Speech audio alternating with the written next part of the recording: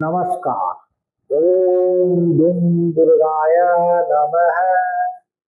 बहनों और भाइयों, मैं आचार्य तोषाम आज फिर आपके सामने एक जबरदस्त टॉपिक के ऊपर मैं आज चर्चा करूंगा। और यह टॉपिक जो है सोशल मीडिया पर बहुत वायरल है। बहुत लोगों ने मेरे को रिक्वेस्ट की, प्रार्थना की कि इस पर मैं कुछ लेके आऊं। और मेरी आदत है कि जब तक कुछ ऑथेंटिक पक्का कुछ नहीं मिलता मैं किसी चीज पर बात नहीं करता। तो आज मैं जिस विषय पर बात कर रहा हूं उस विषय पर बात करने से पहले मैं एक चीज आपको बता देता हूं कि मैंने गुण मिलान पद्धति पर एक वीडियो बनाया था। मैंने मांगलिक दोष पर एक वीडियो बनाया था और उससे ही संबंधित ये भी विषय है। और एक वीडियो मेरा जल्दी ही आपके सामने आ जाएगा, एक दो दिन में। क्रिमिनल टेंडेंसी यानी आपराधिक प्रवृत्ति। तो आप उन चीजों को देखें और आज का वीडियो जो मैं बना रहा हूं उसको भी सुने आप। और उन चीजों को जब देखेंगे तो आपको समझ में आएगा कि मैं क्या बोलना चाहता हूं और बोलने का मेरा अर्थ क्या है। तो चलिए, कुछ लोग समझ गए और कुछ लोग नहीं समझे, तो मैं बता देता हूं। आप लोगों को मालूम है कि 23 मई को तकरीबन 2 से 2:30 के बीच में, जैसा कि न्यूज के अंदर में है, एक घटना, दर्दनाक घटना हुई थी। राजा रघुवंशी की हत्या कर दी गई। और हत्या में साजिश जो करता है वो उसकी पत्नी सोनम रघुवंशी और उसके कुछ मित्र। अब बात यहाँ ये आती है कि भाई ऐसा क्या था, सोनम रघुवंशी की कुंडली में ऐसा क्या था कि जो है वो इस तरह का स्टेप ली, इस तरह का कदम वो उठाई, इस तरह की घटना को अंजाम दे दी। क्या था? बहुत लोगों ने इस पर चर्चा की, वीडियो भी बनाए, जिसको जितना ज्ञान था उतनी चर्चाएं की। कुछ लोगों ने जो है फैब्रिकेटेड स्टोरी बना दी ज्योतिषी के नाम पर। ठीक है, तो वो उनकी अपनी राय थी। ज्योतिषी एक खेल नहीं है, एक मजाक नहीं है, ये एक पवित्र विज्ञान है। ये अथाह इसकी मैं बोलता हूँ, मेरे को कई वर्ष हो गए लेकिन अभी भी मैं बोलता हूँ। मैं तो दिखाता नहीं ना, मैं बोलता हूँ कि मैं संपूर्ण ज्ञान मैं रखता हूँ, मैं ब्रह्मांड का महाज्ञानी आदमी हूँ। ऐसा तो मैं बोलता नहीं और मैं मानता, जैसा कि लोग दिखाते हैं। आजकल सोशल मीडिया का जमाना है, भयंकर प्रचार का जमाना है, जिसको तिसको लगा कि बस चलो कर लेते हैं। ये मजाक नहीं है। और मैं उन लोगों से भी ये बोलता हूँ कि एक पवित्र विज्ञान है, इसका मजाक मत उड़ाइए, इसका मजाक मत उड़ाइए। अब चलिए, अब यहाँ पर मैंने एक न्यूज चैनल के अंदर में ही देखा था, एक कुंडली डिस्कशन की जा रही थी, चर्चा की जा रही थी जन्मपत्री के ऊपर में सोनम रघुवंशी की। और बाद में मेरे को कुछ लोगों ने जो है उनकी डिटेल भी दी। ठीक है, और उस डिटेल के आधार पर मैं चर्चा करूंगा। और मैं जो चैनल में देख रहा था, लोगों ने क्लिप भेजा था, मैं ये चीजें देखता नहीं, तो लोगों ने भेजा था। तो उस चैनल में बताया जा रहा था, एक महिला ज्योतिषी थी, वो बता रही थी कि महाभयंकर मांगलिक दोष था सोनम रघुवंशी में की जन्मपत्री में। अब बताइए आप, ये महाभयंकर मांगलिक योग जो है किस शास्त्र से उठाया गया था?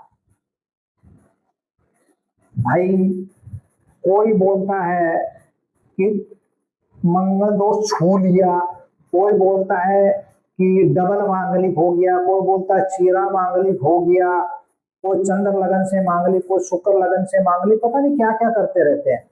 उस पर मैंने वीडियो बनाया, कृपया आप देखिए और जाकर के तोशान एस्ट्रो वास्तु पर जाके देखिए, पूरा भ्रम से आप दूर होंगे। अब बात है कि वहां पर बात चल रही थी कि सोनम रघुवंशी ने ऐसा इसलिए किया कि वो महामांगलिक थी, भयंकर भयंकर मांगलिक थी। भाई हमको तो समझ में नहीं आ रहा कि महाभयंकर मांगलिक क्या होता है।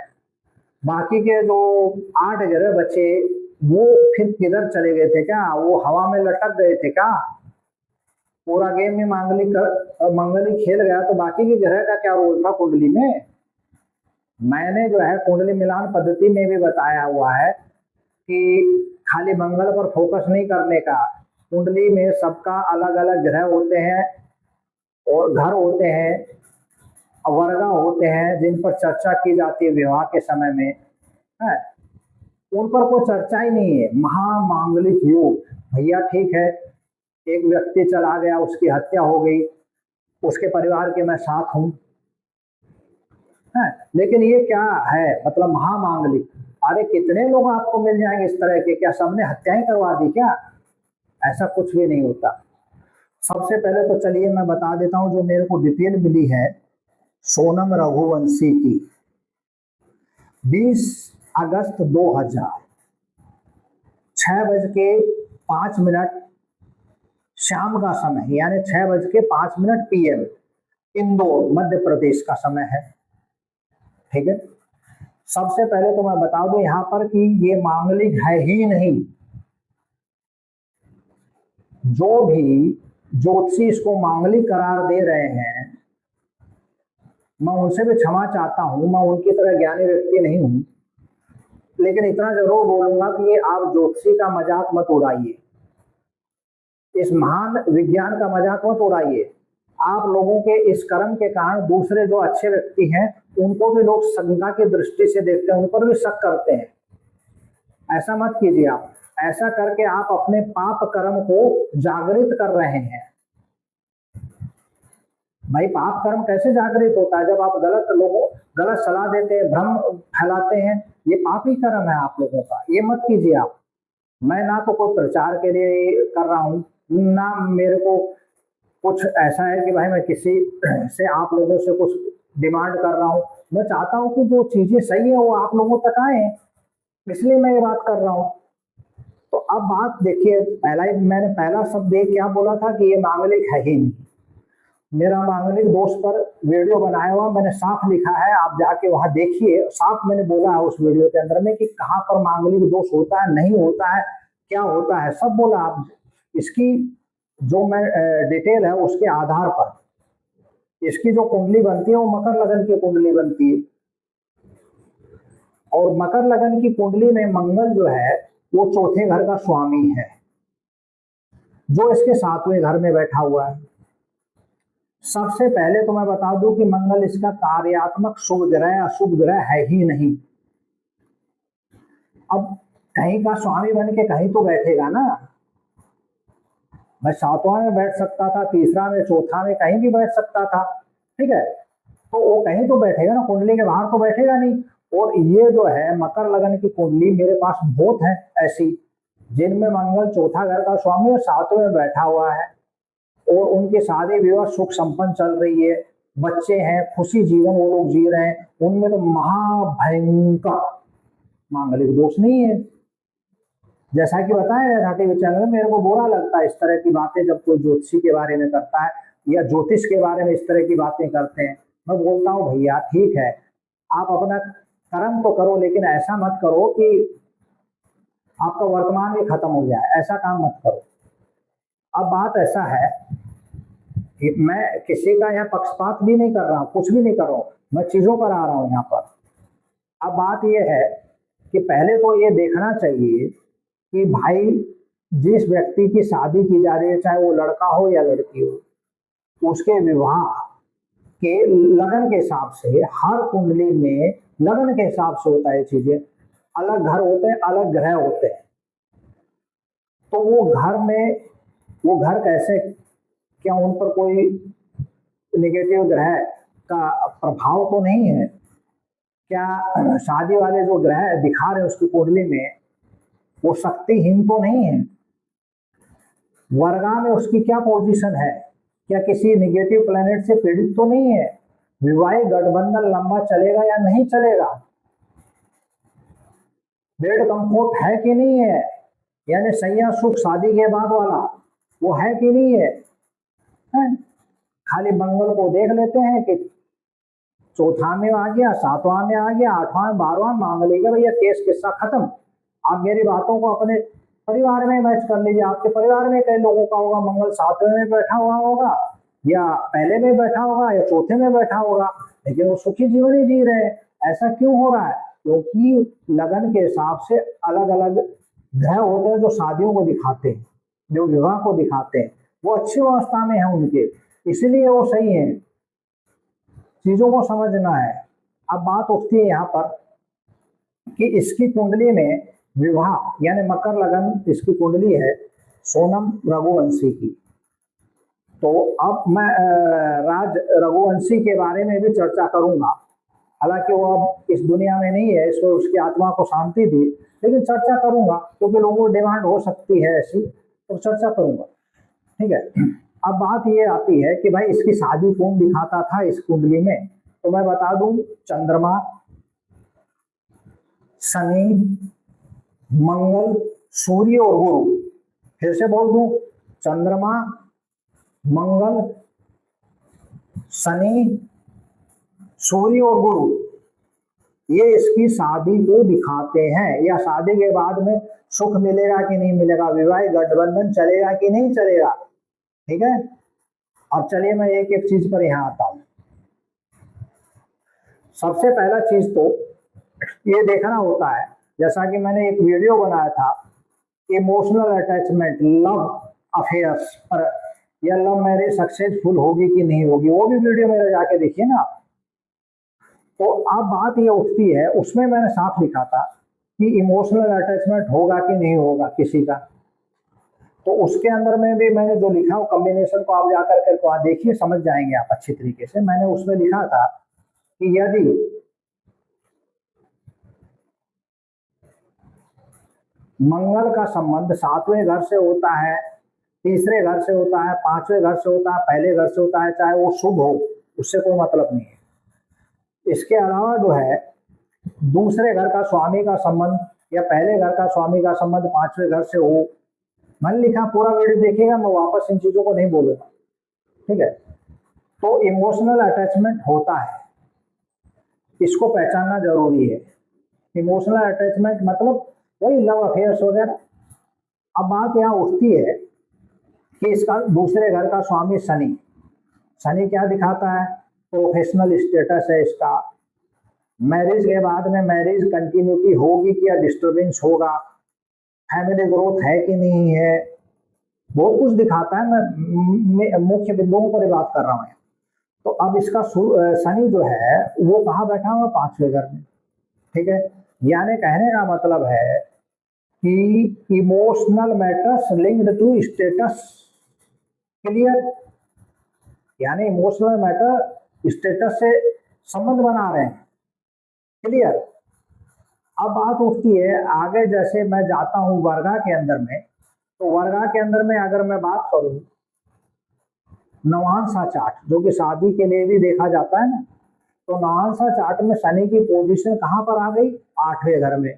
यानी डिलेड, डिस्टर्बेंसेज एंड डिसकंटिन्यूटी, यानी जो प्रवाह चल रहा है उसमें अलग आओ। तो शनि जो है वहां सरेंडर कर चुका है, शनि देव जी वहां सरेंडर कर दिए, भैया हम कंटिन्यूटी में साथ नहीं देंगे। चलिए अब मैं आगे आता हूं।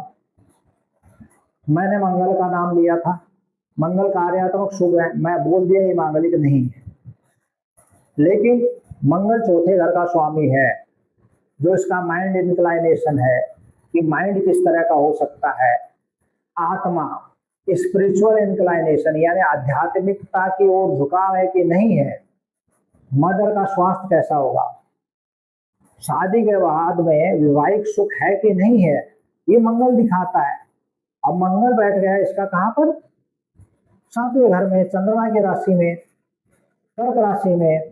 तो अब ये क्या हो गया, नीच का। लोग बोलते हैं नीच का, देखिए मैं नहीं बोलता नीच का, मेरा इतना साहस नहीं है और ना मैं इतना महान व्यक्ति हूं कि किसी ग्रह को नीच बोल सकूं। सृष्टि चल रही है ग्रहों से, काल चक्र ग्रह ही बनाते हैं, मैं नहीं बना रहा, ठीक है। तो मैं नहीं बोलता कि ये नीच का होगा, मैं बोलता हूं कि रिस्ट्रिक्टेड हो गया, यानी इसकी कार्य करने की जो क्षमता है, जो इसका रिजल्ट देने का क्षमता, वो कहे वो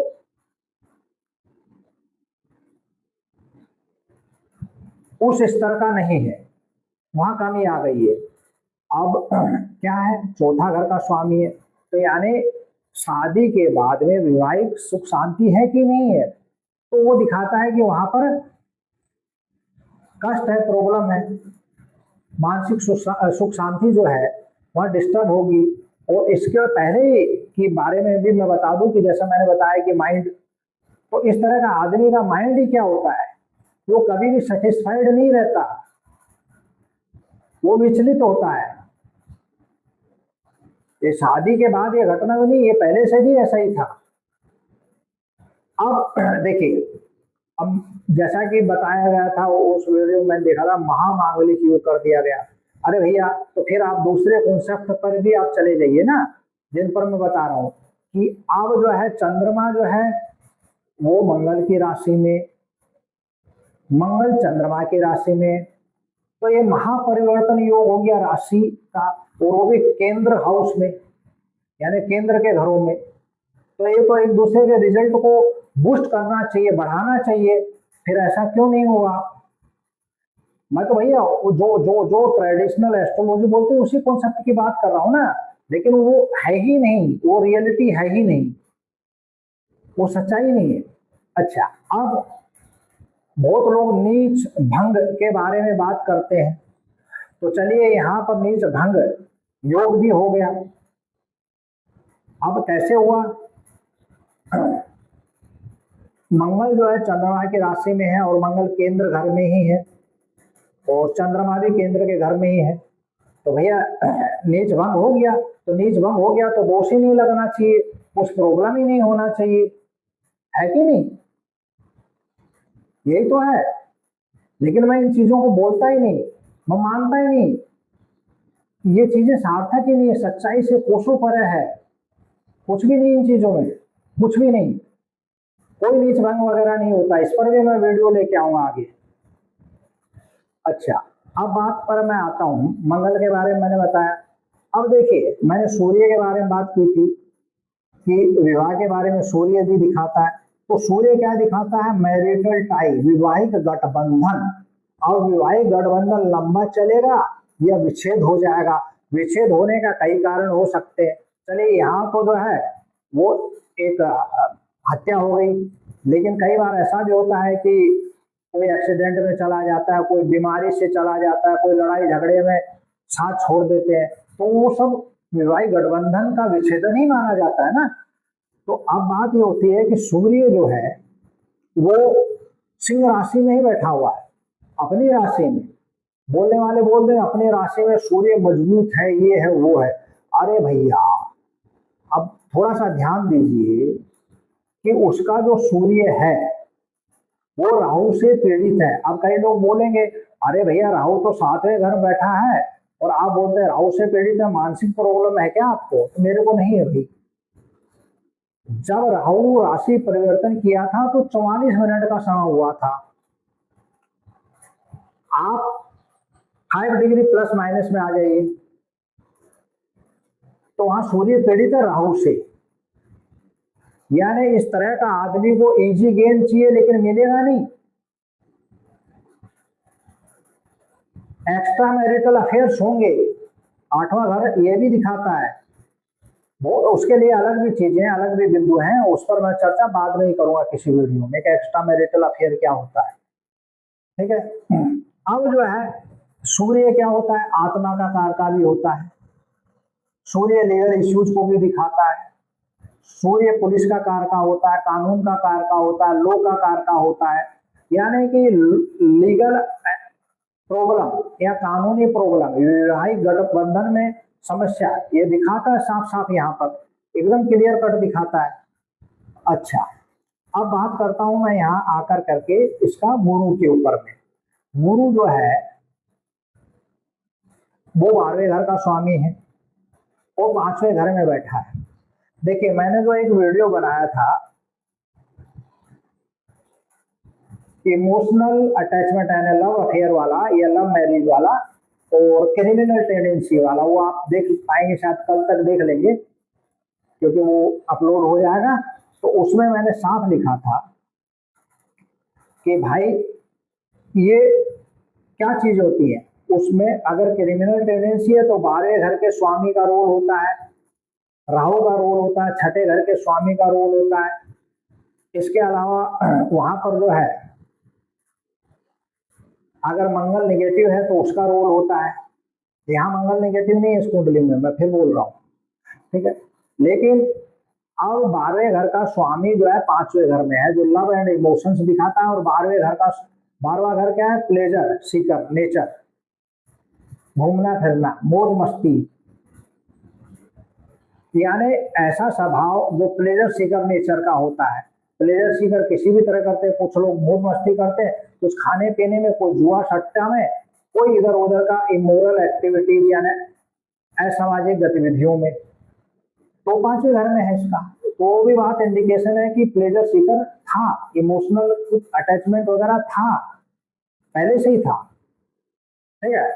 अब बात यहाँ उठती है कि चलिए अब जो है मैं आगे भी चलता हूँ इस चीज को लेकर के। अब देखिए, मैं इसका फॉर्चून या भाग्य पर बात करता हूँ और इसका जो वर्तमान समय जो चल रहा है वो सूर्य में चंद्रमा चल रहा है। ध्यान दीजिएगा, मंगल तो रोल में ही नहीं है, जिसको इसको महामांगलिक करार दे दिया गया, मंगल तो रोल में ही नहीं है। उसका मंगल का अंतर्दशा तो 26 जून के बाद में इसका शुरू होगा। और ये केस तो 23 मई को ही हो गया, जबकि चंद्रमा था, चंद्रमा अंतर्दशा में, सूर्य में चंद्रमा और